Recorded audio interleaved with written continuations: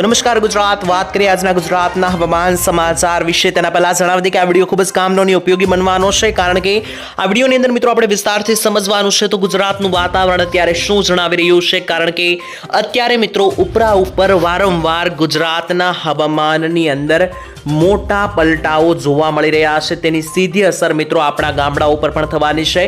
તો એક ગામના નામ લઈને મિત્રો જણાવવામાં આવશે. ખાસ કરીને આજના વિડીયોની અંદર આપણે ચર્ચા કરવાની છે તો કયા કયા ભાગો ઉપર મિત્રો ખતરો રહેલો છે, તેની સાથે હવામાનની અંદર શું મોટા પલટાઓ આગામી દિવસોમાં ગુજરાતના વાતાવરણમાં જોવા મળશે તેના વિશે જાણીશું. કારણ કે અત્યારે મિત્રો એક સાથે હવે મિત્રો ઉનાળો ઋતુની પણ શરૂઆત થઈ રહી છે, તો ઉનાળા વિશે પણ વાત કરીશું. આજે મિત્રો તમારા ગામનું વાતાવરણ કેવું રહેશે તે પણ જણાવીશ. ગુજરાતના એક ગામનું અને તાલુકાઓનું નામ લઈને જણાવવામાં આવશે. સાથે જ મિત્રો હવે જે છે તે એક વેસ્ટર્ન ડિસ્ટર્બન્સ આવી રહ્યું છે, તેના વિશે ગઈકાલે પણ આપણે વાત કરી હતી. તો આ જે WD એટલે કે વેસ્ટર્ન ડિસ્ટર્બન્સ મિસો પસાર થઈ રહ્યું છે ગુજરાતના ભાગો ઉપરથી, તો મિત્રો આ વેસ્ટર્ન ડિસ્ટર્બન્સને કારણે મિત્રો કેટલી અસર થશે તેના વિશે પણ મિત્રો જાણવાનું છે. કારણ કે આ વેસ્ટર્ન ડિસ્ટર્બન્સો મિત્રો જે આવતા હોય છે તે ખાસ કરીને અત્યારે ભર ઉનાળામાં અને ભર શિયાળામાં વરસાદ લઈને આવતા હોય છે, તો તેને કારણે કેટલી અસર ગુજરાતના ભાગોને થવાની છે તેના વિશે પણ વિસ્તારથી સમજવાનું છે આજના ગામના વિડીયોની અંદર. તો કેટલાક ભાગોમાં મિત્રો વરસાદ અને ઝાપટાની પણ સંભાવનાઓ રહેલી છે અત્યારે ભર ઉનાળે કહી શકો કે ભર શિયાળે, તો તેના વિશે પણ મિત્રો માહિતી મેળવી લઈશું કે કયા કયા વિસ્તારો છે કે જ્યાં અત્યારે માવઠાઓ પણ નોંધાઈ શકે. તો તે દરેક માહિતી મિત્રો વિસ્તારથી આપણે સમજવાની છે આજના આ વિડીયોની અંદર. તો મિત્રો ટૂંકમાં આ વિડીયો ખૂબ જ કામનો અને ઉપયોગી રહેવાનો છે, તો વિડીયોને અંત સુધી ચોક્કસ જોતા રહેજો, જેથી આ દરેકે દરેક સમાચાર મિત્રો તમને મળી જાય. સાથે જ આ ચેનલ ઉપર પહેલીવાર આવે તો ચેનલને સબસ્ક્રાઇબ કરી દેજો, જેથી મિત્રો જે કંઈ પણ નવા હવામાન સમાચાર આવે દરરોજના તે તમને મળી જાય. તો મિત્રો વિસ્તારથી વાત કરવાની છે. સૌથી પહેલા મિત્રો આપણે શરૂઆત કરી ઉનાળાને લઈને અને અત્યારના હાલના હવામાનને લઈને. તો અત્યારે મિત્રો ગુજરાતનું એક હવામાન કેવું દેખાઈ રહ્યું છે તેના વિશે મિત્રો એક નજર મારીએ તો મિત્રો અત્યારે ગુજરાતના વાતાવરણમાં જે છે તે ખાસ કરીને મિશ્ર પ્રકારની ઋતુઓ ચાલી રહી છે, એટલે કે શિયાળો પ્લસ ઉનાળો મિશ્ર મિત્રો ચાલી રહ્યું છે. તેનું એમ કારણ છે કારણ કે સવારના સમયગાળા દરમિયાન અને રાત્રિના સમયગાળા દરમિયાન ગુજરાતમાં થોડી ઘણી ઠંડીને કારણે શિયાળા જેવું લાગી રહ્યું છે, જ્યારે જેમ જેમ મિત્રો દિવસ આગળ ચાલે છે અને બપોરના સમયગાળા દરમિયાન અત્યારે ઉનાળા જેવો અહેસાસ થઈ રહ્યો છે. એટલે કે ટૂંકમાં બેવડી ઋતુનો અહેસાસ અત્યારે ગુજરાતના વાતાવરણ ઉપર દેખાઈ રહ્યો છે. તેની સાથે મિત્રો તમને જણાવી દઈએ કે આ બેવડી ઋતુ અંતર્ગત જે છે તે રોગચાળાઓ પણ વધી શકે, જેમાં સિમ્પલ લક્ષણો જેમ કે તાવ, શરદી અને ઉધરસની અંદર મિત્રો તમને વધારો થતો મિત્રો આવનારા દિવસોમાં જોવા મળી શકે, તો તેના વિશે પણ આપણે ચકાસણી કરવી જોઈએ. અને સાથે મિત્રો બીજા નંબર ઉપર અત્યારે મિત્રો વાતાવરણમાં જે છે તે પલટાઓ આવી રહ્યા છે, કારણ કે અમુક રાત્રિ દરમિયાન ઠંડી જે જોવા મળી રહી છે તે પણ આવનારા 2 થી 3 દિવસનો ખેલ છે. 25 ફેબ્રુઆરી આવશે, ત્યારબાદના સમયગાળા દરમિયાન પ્રોપર મિત્રો ઉનાળાની શરૂઆત થઈ જવાની છે. થોડી ઘણી પણ મિત્રો અત્યારે જે ઠંડી જોવા મળી રહી છે, લાગુ પડી રહી છે, તે પણ મિત્રો બંધ થઈ જવાની છે 25 થી 26 તારીખ બાદ. એટલે કે અત્યારે જે થોડી ઘણી મામૂલી ઠંડીઓ જોવા મળી રહી છે રાત્રિના સમયગાળા દરમિયાન, તે પણ મિત્રો તમને બંધ થતી જોવા મળી જશે આવનારા દિવસોમાં અને પ્રોપર એક ઉનાળાની શરૂઆત થઈ જવાની છે. તો મિત્રો બીજા નંબર ઉપર જે વેસ્ટર્ન ડિસ્ટર્બન્સ એક પસાર થઈ રહ્યું છે, એટલે કે WD આવી રહ્યું છે, તેને લઈને શું સમાચાર છે તો તમને માહિતી આપું. તો મિત્રો આ જે વેસ્ટર્ન ડિસ્ટર્બન્સ આવી રહ્યું છે તેને કારણે ખાસ કરીને ગુજરાતના અમુક ગામડાઓની અંદર માવઠાઓ અને ઝાપટાઓ પડતા જોવા મળી શકે. તેનું ટૂંકમાં મિત્રો તમને કારણ સમજાવી દઉં. તો મિત્રો અહીંયા તમે જોઈ શકો કે જે મિત્રો આ વેસ્ટર્ન ડિસ્ટર્બન્સ એટલે કે અમેરિકા બાજુના જે દેશો છે તે તરફથી, એટલે કે વેસ્ટર્ન દેશો તરફથી મિત્રો જે એક લો પ્રેશર વરસાદનું આગળ વધતું હોય છે તેને વેસ્ટર્ન ડિસ્ટર્બન્સ કહેવામાં આવે છે. તે મિત્રો જોઈ શકો કે 24 તારીખ સુધી 24 ફેબ્રુઆરી સુધી ગુજરાતના ભાગોની આસપાસ પાકિસ્તાન ઉપરથી પસાર થઈ રહ્યું છે, જેની અસરને લઈને ગુજરાતના મિત્રો જોઈ શકો મોટા ભાગના વિસ્તારોની અંદર સારી કક્ષાના ઉત્તમ વાદળો દેખાઈ રહ્યા છે અને એક વાદળછાયું વાતાવરણ જે છે તે આ વેસ્ટર્ન ડિસ્ટર્બન્સને કારણે ગુજરાતના કેટલાક ભાગોમાં જોવા મળી રહ્યું છે. તો તેને લઈને આ ભાગોની અંદર મિત્રો આપણને કમોસમી માવઠાઓ અથવા તો ઝાપટાઓ પણ જોવા મળી શકે. તો એ કયા કયા ભાગોની અંદર જોવા મળવાના છે તેના વિશે પણ મિત્રો આપણે વિસ્તારથી વાત કરવાની છે આજના વિડીયોની અંદર. તો વિડીયોને અંત સુધી જોતા રહેજો. કયા કયા ભાગોમાં વેસ્ટર્ન ડિસ્ટર્બન્સની અસર થશે તેની શરૂઆત કરીએ તેના પહેલા તમને જણાવી દઈએ કે ખાસ કરીને આ વેસ્ટર્ન ડિસ્ટર્બન્સને કારણે મિત્રો વાદળછાયું વાતાવરણ જોવા મળશે. અમુક ભાગોમાં ઝાપટાઓ પણ આવી શકે. તેનો મિત્રો મતલબ એવો નથી કે દરેક ભાગોમાં વરસાદ આવશે, કારણ કે આ કોઈ મિત્રો એક પ્રોપર વરસાદની જે મિત્રો સિસ્ટમ કહી શકો તેવી કોઈ સિસ્ટમ નથી, પરંતુ એક વેસ્ટર્ન ડિસ્ટર્બન્સ છે, તેને કારણે અમુક ભાગોમાં ઝાપટા આવી શકે. ત્યારબાદ મિત્રો આગળના હવામાન વિશે વાત કરીએ તો 25 થી 26 તારીખ આસપાસ જોઈ શકો મિત્રો એક બીજા વાદળના ગુચ્છા એટલે કે એક નવું વેસ્ટર્ન ડિસ્ટર્બન્સ તમે અહીંયા મિત્રો જોઈ શકો કે ભારતના દેશો તરફ આગળ લગાતાર મિત્રો વધતું જોવા મળી રહ્યું છે. ત્યારબાદ મિત્રો 25 થી 26 તારીખ બાદ લગાતાર 28 તારીખ સુધી મિત્રો આ વેસ્ટર્ન ડિસ્ટર્બન્સને કારણે જોઈ શકો મોટા વાદળો પસાર થઈ રહ્યા છે અને આવનારો મહિનો એટલે કે માર્ચ મહિનાની શરૂઆતમાં 1, 2 અને 3 માર્ચ આસપાસ બંગાળની ખાડી એક્ટિવેટ થઈ રહી છે. જોઈ શકો તો મિત્રો માર્ચ મહિનાની શરૂઆતની અંદર જે મિત્રો આ બંગાળની ખાડી એક્ટિવેટ થઈ રહી છે તે કોઈ વેસ્ટર્ન ડિસ્ટર્બન્સ નથી, તે પ્રોપર એક વરસાદની સિસ્ટમ છે અને લો પ્રેશર છે. તેને કારણે મિત્રો 1 થી લઈને 5 માર્ચ સુધીમાં ગુજરાતના ભાગો ઉપર માવઠાઓની શક્યતા વધશે, કારણ કે એક મોટી વરસાદની સિસ્ટમ અહીંયા બંગાળની ખાડીમાં બની રહી છે આવનારા માર્ચ મહિનાના પ્રથમ અઠવાડિયાની અંદર. પરંતુ તેના વિશે મિત્રો જેમ જેમ દિવસો નજીક આવશે ત્યારે વાત કરીશું. અત્યારે હવે વાત કરી લઈએ કે અત્યારે હાલ આજના સમયગાળા દરમિયાન અત્યારના વાતાવરણની અંદર મિત્રો ગુજરાતના કયા કયા વિસ્તારોમાં આપણને માવઠાઓ નોંધાતા જોવા મળશે તેની વિસ્તારથી વાત કરી લઈએ તો 25 તારીખ સુધીમાં મોટા ભાગના વિસ્તારો ઉપરથી મિત્રો માવઠાઓ પસાર થતા તમને જોવા મળી શકે.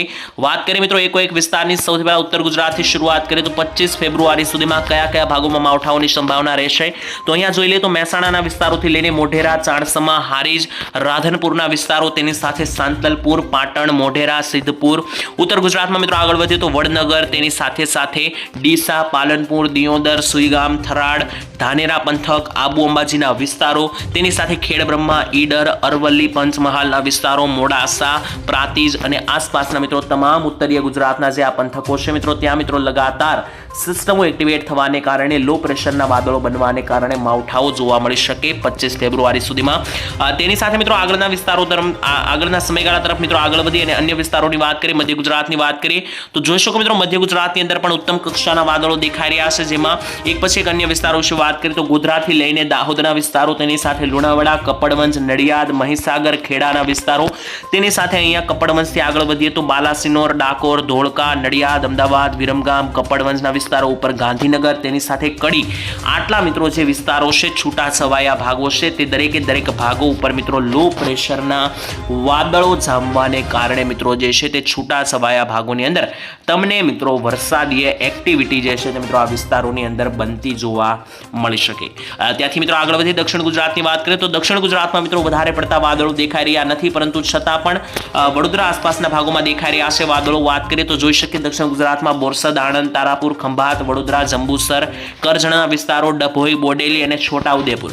આટલા મિત્રો જે દક્ષિણ ગુજરાતના ભાગો છે ત્યાં સારી કક્ષાના વાદળો. બાકી નીચે સુરત, ભરૂચ, વલસાડ, નવસારીમાં, ડાંગમાં કોઈ મોટા વાદળોની સંભાવના આવનારા દિવસોમાં દેખાતી નથી. ત્યાંથી મિત્રો હવે આગળ વધીને વાત કરી લઈએ સૌરાષ્ટ્ર વિશે કે સૌરાષ્ટ્રના કયા ભાગો છે કે જ્યાં આ વરસાદના વાદળો દેખાઈ રહ્યા છે. તો મોટા ભાગના સૌરાષ્ટ્રના વિસ્તારો ઉપરથી મિત્રો ઉત્તમ કક્ષાના વાદળો પસાર થઈ રહ્યા છે. વાત કરી લઈએ 26 ફેબ્રુઆરી સુધીમાં તો 25 થી 26 ફેબ્રુઆરી સુધી મિત્રો સારી કક્ષાના આ વાદળો દેખાઈ રહ્યા છે ગુજરાત ઉપર, જેમાં સૌરાષ્ટ્રના એક જિલ્લાની વાત કરતા મિત્રો તમને સમજાવી દઉં તો સૌરાષ્ટ્રના ભાવનગર જિલ્લાની અંદર સારી કક્ષાના વાદળો છે. ગારિયાધાર, પાલીતાણા, વલભીપુર, તળાજા સુધીમાં ભારે વરસાદ અથવા મધ્યમ ઝાપટા જોવા મળી શકે. અમરેલી જિલ્લામાં પણ જોઈ શકો બાબરા, લાઠી, દામનગરના વિસ્તારોથી લઈને અમરેલીની અંદર બગસરા, કુંકાવાવ, સાવરકુંડલાના વિસ્તારો, નીચે મિત્રો આગળ વધીએ તો ધારી, દુધાળાના વિસ્તારો, રાજુલા અને લીલિયા તાલુકા સુધી સારી કક્ષાના ઝાપટાઓ જોવા મળી શકે.